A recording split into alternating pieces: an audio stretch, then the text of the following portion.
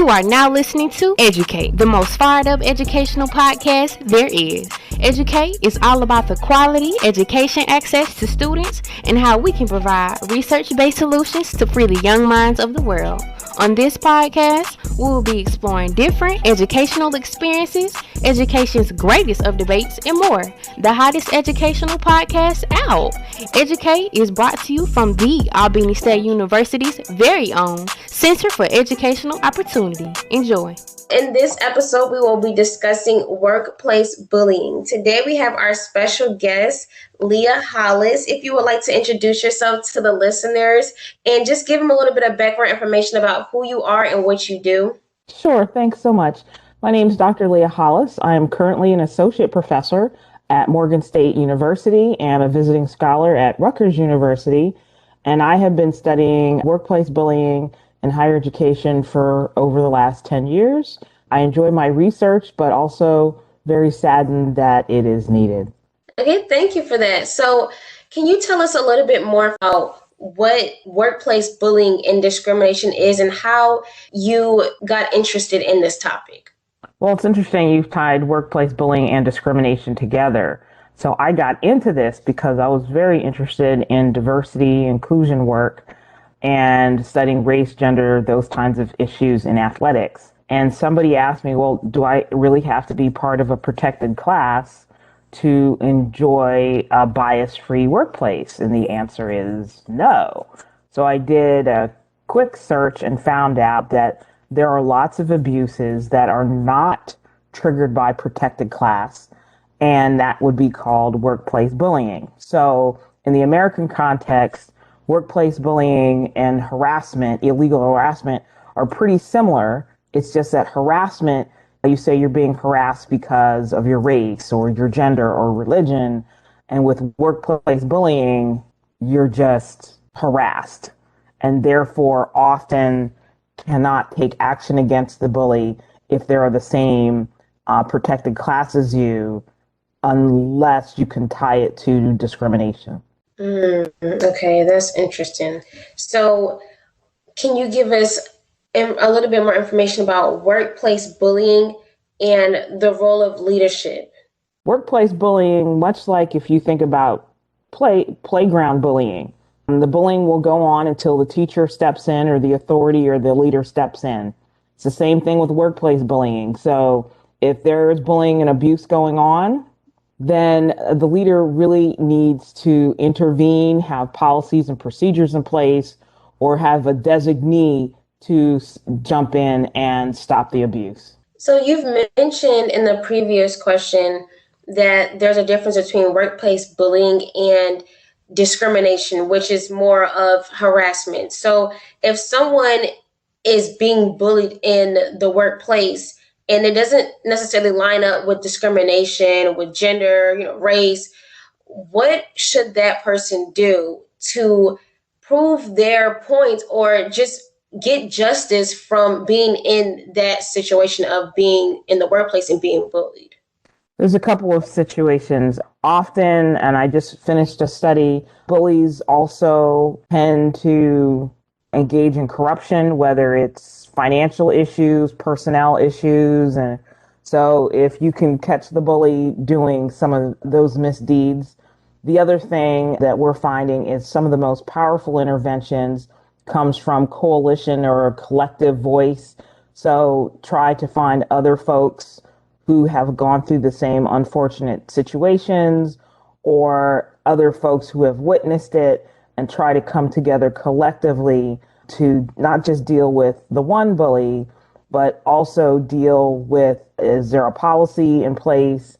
Can the faculty senate or a student group or something like that develop policies that prohibit abuse and harassment of any kind? Okay, so since we are the Center for Educational Opportunity and everything that we do from the center bases upon education and being advocates for parents and students and teachers, I want to just ask a scenario. If a student is in the classroom and they feel that they are experiencing bullying in the classroom environment, not from another student, but from the teacher, being a child and having an authority as such as a teacher over them, how would that specific group that's targeted, or those specific people as students, how should they go about getting the resources that they need? And I'm asking this because many times in education, sometimes it can look like the child is in the wrong, and that, you know, the teacher is right since they are the authoritative, and they, you know, that you always go to the teacher first, and the teacher communicates with the parents and they let them know what's going on. But in actuality, they need an advocate for themselves, because sometimes students aren't able to speak for themselves in the way that they want to fully pronounce it or fully get it out to what's going on. Are you talking in the K through 12 context, or are you talking in the higher Yes. education? K through 12 context. Both.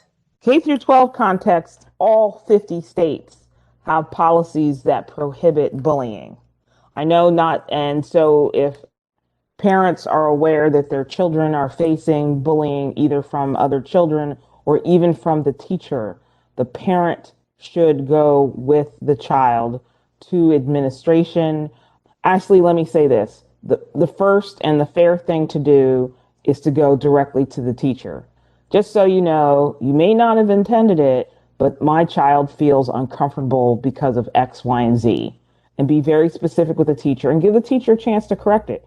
Sometimes people are bullies because something's going wrong at home. They have an illness or a financial issue. So give them the first step to let them know. If the problem is not corrected, you escalate and you take it to the school administration, and be very specific. As with any other harassment or situation, the more dates, times, those types of things that anybody can bring forward in their complaint, the more credible it is. So to just go in and say, hey, I'm being bullied, that doesn't work. But to go in and say, my child was bullied, you took their pencils, you sat them in the back of the room, you singled them out, you called them out of their name, etc., that can help by being real specific with it. So at the K through 12 level, there are policies in each state. At the higher education level, if the teacher is bullying a student should be able to start somewhere in student affairs to ask how to get that problem resolved. Also in higher education, there's a whole lot more latitude for that kind of thing to happen. So the student should be prepared with the notes and the specifics, or the student might even want to think, you know what, I only need to take this class for an elective. Just let me get out of it and get out of the class and be done with the class and just never take this professor again. Those would be a couple ways of handling it. Thank you. Thank you for that. So how can a leader, we mentioned the role of leadership. How can a leader spot bullying? And how can they assist their employees in a way that does not bring attention to everyone around them, but to make sure that the problem is addressed? One of the best answers I heard to that question was from a university president who actually did not know what workplace bullying was. She didn't know because she was already cultivating an environment where people knew her and knew to come to her even before problems arose.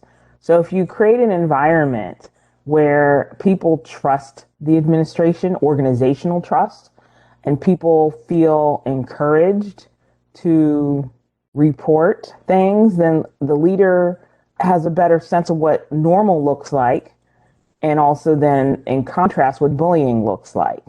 Absent of being connected to your faculty and staff, make sure you put a good team in place and let them do their job, whether it's EEO office, then ombuds person, what have you. Put good people in place and encourage folks, faculty and staff, to come forward if they know of bullying situations. Okay, so I like how you had mentioned encourage other coworkers or staff members that have probably saw bullying, encourage them to come forward. Is there a way that they can do that protects them from being exposed as someone, tattletale or snitched on, another workplace bully, is there a way that they can be protected from initiating trying to put this in the best way, is there a way for a coworker to be protected from explaining to a leader or someone in the leadership role that there is workplace bullying going on? You mean how to avoid retaliation because you Yes. reported it? Yes. Even with Title VII laws and rules, there are prohibition of retaliation. And a legal colleague of mine told me once, the policies are only as good as the people. So the protection should be there. You should be able to come forward and report problems without retaliation, but people are people. And sometimes people just retaliate. How do you protect yourself? Same way with the other things, just keep notes, be aware of your rights, and you are taking a risk when you report. You just are in any situation, because I've seen situations where the leader will put out, we prohibit retaliation, and then like 2 days later, the leader who put that message out is in the middle of retaliating. So there's words and there's actions, and to just be careful. Thank you. So what are some tips to spot the presence of bullying while being interviewed, while the interviewing session is going on? The single biggest question, what's your turnover like? People vote with their feet. If it's a strong economy and people can find other jobs, you want to know how many people have come and gone. If possible, during the interview, trying to find time to talk to people or students outside of the search committee. Try to find out, are there a lot of sick days that people take, or what's the general health of the staff? These are things that come up. If you have a staff that's being bullied, they're going to take more sick time. They're not going to be particularly happy. Another thing is, if possible, maybe even a couple days before the interview, if possible, walk through the work area. If everybody is in there and their doors are open, it's a safer environment.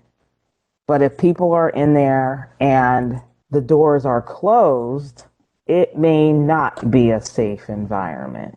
Those are different things to pay attention to. Okay.